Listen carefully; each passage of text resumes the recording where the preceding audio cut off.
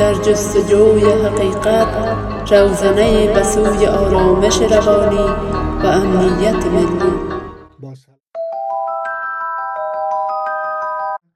و انشاءالله که یک کار نیکو و خوب رایج شود، به شرط از این که امو رقم که پیامبر گرامی اسلام فرمود اگر با دست راست صدقه میتین دست چپتان خبر نشود که عاری از تظاهر و ریا باشد.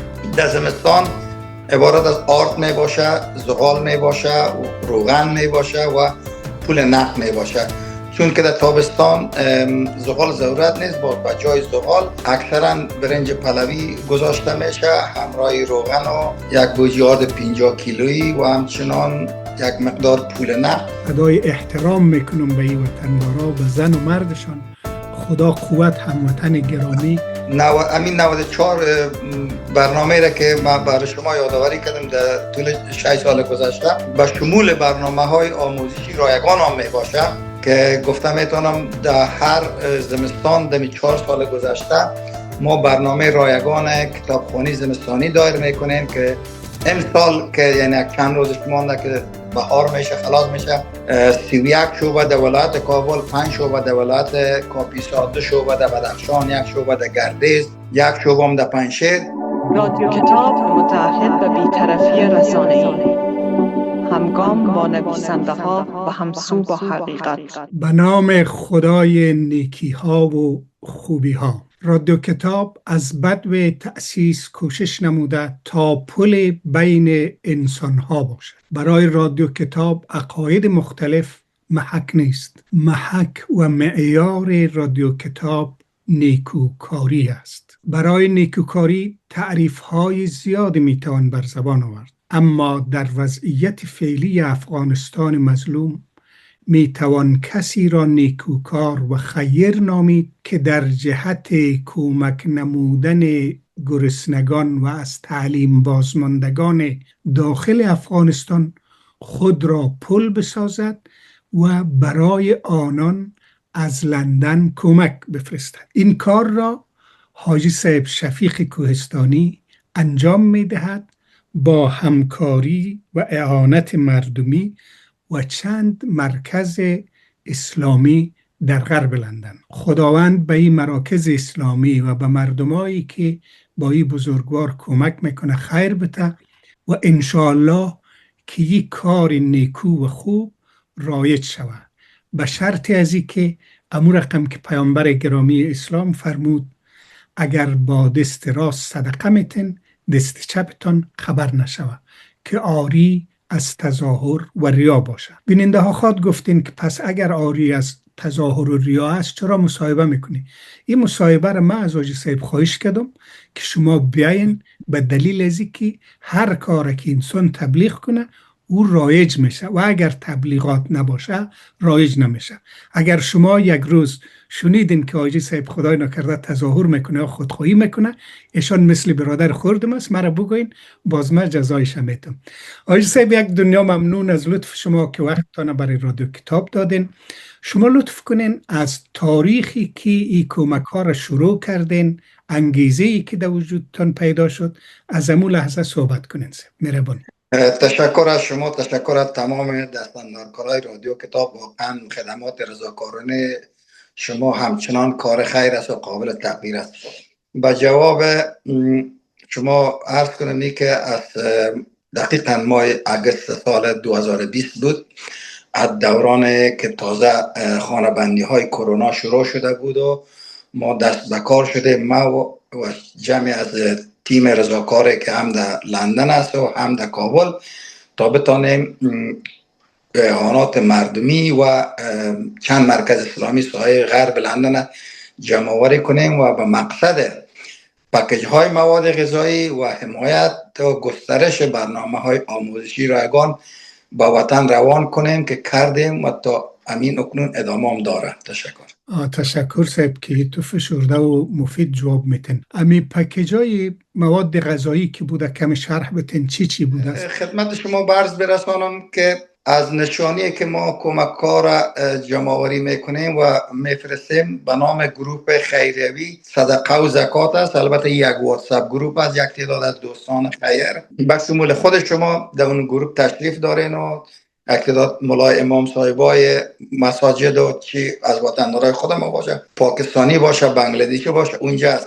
پاکیج‌های مواد غذایی در طول 6 سال تقریبا یکسان بوده که عبارت است در زمستان عبارت از آرد می باشه، زغال می باشه، روغن می باشه و پول نقد می باشه. چون که در تابستان زغال ضرورت نیست، باز به جای زغال اکثرا برنج پلوی گذاشته میشه همراه روغن و یک بوجیارد 50 کیلویی و همچنان یک مقدار پول نقد نظر به مو شرایط درست چقدر می باشه به طور مساویانه به مو نیازمندای همو برنامه تقسیم میشه. خدا شما رو خیر بده. در مجموع از زمانی که این کار شروع کردین چقدر فامیل کمک تانستین؟ خدمت شما برز برسانم که در طول 5 سال گذشته این امروز که دوشنبه 16 مارس 2026 است برابر و 27 رمضان مبارک 2 ساعت قبل در کابل یک برنامه خیریوی مواد غذایی توزیع شد. با شمول امی برنامه این 94مین برنامه گروه خیریوی صدقه و زکات بود. این تعدادش از هزاران بالاست. ما اصلا کدام مقصد کدام یوتیوب کانال چیز نداریم که را آرشیو کنیم، صرف همه قدر مستندات جور میکنیم که به مو کمک کننده ها میفرستیم که قناعتشان حاصل شود و در ادامه کمک کنند و به طور مشخص گفته میتونم که از 1000 کاملا از 1000 فامیل بالاتر است. شاید که نزدیک به 2000 هم باشه، مگم دقیق چه گفته نمیتونم. بسیار خوب. گفتن که با شما 5 نفر در کابل به صورت داوطلبانه همکاری میکنه، 3 نفر مرد است، 2 نفر از خانما. یا مطلقاً داوطلبانه است یا یک مقداری از این کمک ها را به خاطر سدجو میگیرن؟ به طور قطع و مطلقاً رضاکارانه است. هیچ نوع در اینجا کدام دخل و تصرف و ندارن. 3 آقاست 2 خانم است. کمک هایی که جمع‌آوری میشه به طور قطع گفته میتونم بغیر از اینکه مصارف ترانسپورتیه که دوستان میرن از باغ قاضی مواد میخرن تا ساحه خیرخانه میارن، جمع پول جوالی اینمه قدر مصرف داره. و او وقتی که رمضان مبارک نباشه ما برشان گفتیم که شما حق دارین که یک وعده غذا نوش جان کنین دم بیرون، اینمی براتون حق حلال دقیقاً امی رقم روان است و روان می باشه. خدا شما رو خیر بده. اما این 5 نفر شما کاملا رضاکار است. دقیقاً. تشکر میکنم از طریق تریبیون رادیو کتاب از همه رضاکارای گروه صدقه و زکات که در طول 6 سال در اینجا بودین و رفتین و بعضش خارج آمدن و به جایشان دیگه که جاگزین شده، البته با یک دقت خاص جاگزین میشه رضاکارای بعدی. خداوند شما را و ایشان خیر بده. ما از اینجا به عنوان یک ریش سفید ادای احترام میکنم به این وطندارا، به زن و مردشان. خدا قوت هموطن گرامی. خوب سب من میخواستم سوال کنم که در مورد تدریس و کارهای فرهنگی خودتان آماده شدین، دل به دل را داره دیگه. وای خیر بینی.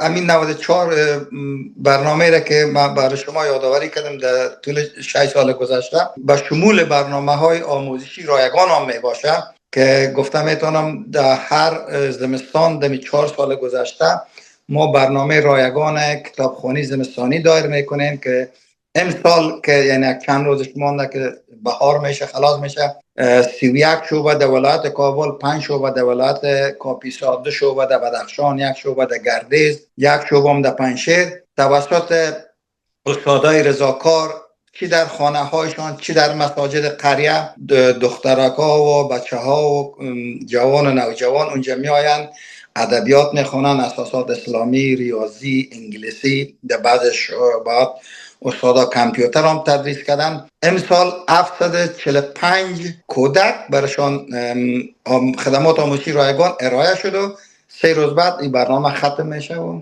بسیار خوب. نام خدا. 745 کودک در 1 سال. بله دقیقاً 745 کودک در 39 شعبه در کابل و 4 ولایت دیگه که نامش گرفتم. البته این استادایشون هم تماما رضاکاران هستند، به طور قطع رضاکاران است. صرف اینم قدر او در استادایی که نظر به آیت 60 سوره توبه که خداوند متعال در اونجا ذکر کرده که صدقات و اعانات برای کی باید داده شود، به طور دقیق اونما که مشخص شدن. باز در آخر برنامه ما همین کمک هایی که جمع آوری میکنیم، کمک های رمضانی باشه، زمستانی باشه، به مستادای نیازمند خود، نه به عنوان ای که شما درس دادین، به عنوان از ای که شما نیازمند هستی و مستحق از می هستی، برای شما ما میتیم. بسیار نکته خوب و ظریف اشاره کردین. چی فرق است بین از این که شما را به عنوان معاش بتین یا به عنوان کمک؟ چون که باز امو روحی پاک رضاکاری مقدر میشه. رضاکاری، کلمه رضاکار یک کلمه بسیار مقدس است. وقتی که معاش شد، باز دیگر به طور خودکار امو روحی رضاکاری و نام رضاکاری مقدر میشه، زیباییش از بین میره. گفتم ایتون بطان ما امسال 41 شعبه داشتیم، یعنی توسط 41 استاد تدریس شد. همه استادا بدون از 60 نفری که خودشان گفتن تشکر، ما به این کمک ضرورت نداریم، نظر به آیه 60 سوره توبه ما مستحق نمیشیم و خدا کاندید نکردن. متواقی استادای گرامی ما یک تعهدنامه روان کردن که من تعهد میکنم، راستگویی اقرار میکنم که من نظر به آیه 60 سوره توبه مستحق دریافت اینمی اعانات میشم. ماشاءالله ماشاءالله. وقتی مستمسک آدم قرآن باشه یقینا که اشتباه نمیکنه. چقدر خوب.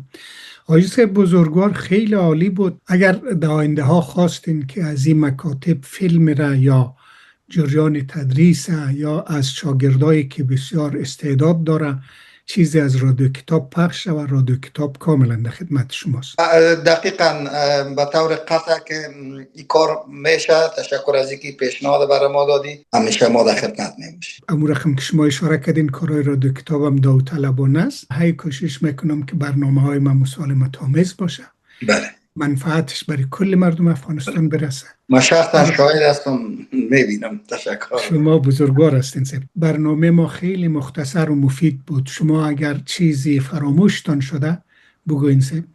فقط دو نکته را میخوایم به اجازه شما عرض کنم. بعض دوستا، یعنی حتی صاحب نظرها بگویم یا آدم های بجای رسیده، بعض اوقات برای تو اشاره میرسانند که کاری که شما میکنه قسم زکات یا کار خیر بخود ایدست و ایدست خبر نشه. گپ از جا کاملا بجا از دستورت که او پول شخصی خودم باشه، به کسی ما جوابگوی نباشم یا اعضای تیم جوابگوی نباشم.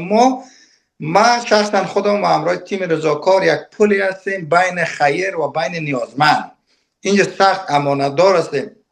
دقیقا ما مکلفیت داریم به دوستای خیر، به مراکز اسلامی که پاکستانی ها، بنگلادیش ها، وطندار خودم از دمی غرب لندن، برای نتیجه کار خود پیشکش کنیم که این برادر تشکر خیر بین، این هم ثبوتش که ما کمک های شما را رساندیم. و یک گپ دیگه میخوایم بگویم که گروه خیری صدقه و زکات یوتیوب نداره، هیچ کدام تبلیغات به طور قطع نداره، چون که علاقمندیش نیست، مقصد ما نیست. و دوم دیگه هیچ وقتی از کدام کمک گیرنده مصاحبه نگرفته، روی از به تصویر نکشیده، چون که در قاعده ما وجود نداره.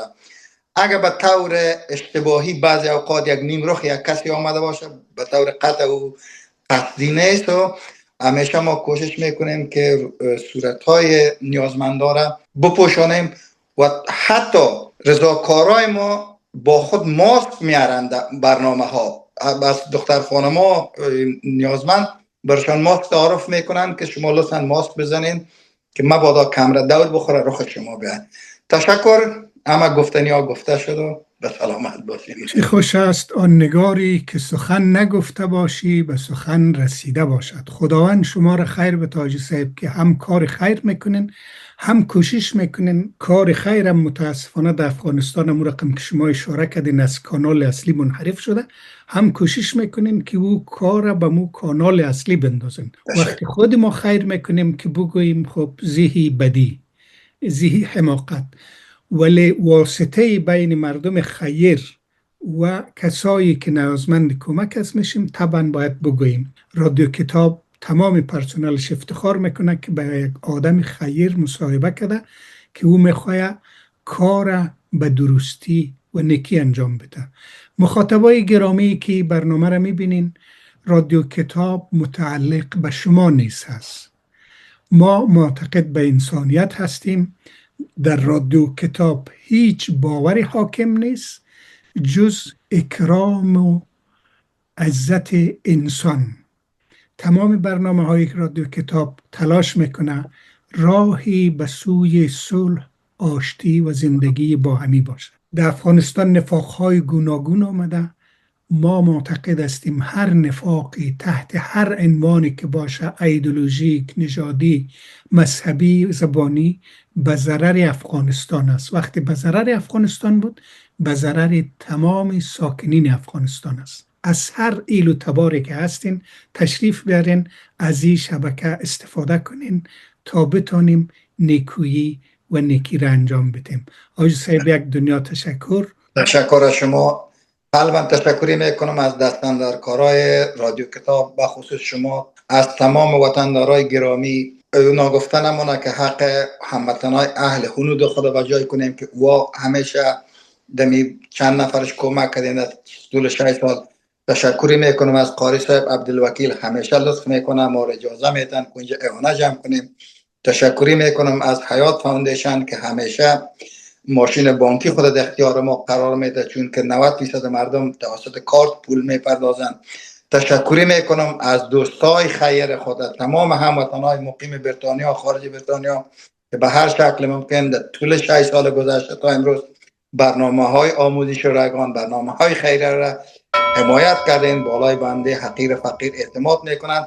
براتون یک وعده قایم میتم که بجز از مظاهر ترانسپورتی یا رمضان نباشه یک وعده غذا دیگه مطلقاً کمکایتان 100% به دست نیازمندان قرار میگیره. تشکر استاد گرامی. تشکر از شما و خیلی ممنون که پل ایجاد کردین بین تمام وطندارای گرامی، من جمله هموطنای سیک و اهل حنود. از امی دریچه به اینا ادای احترام میکنم.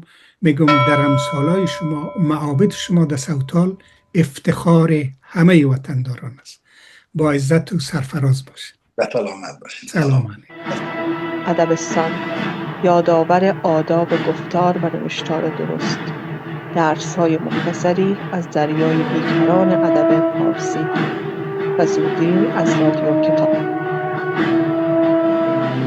رادیو کتاب، نیاز نسل امروز و فردا.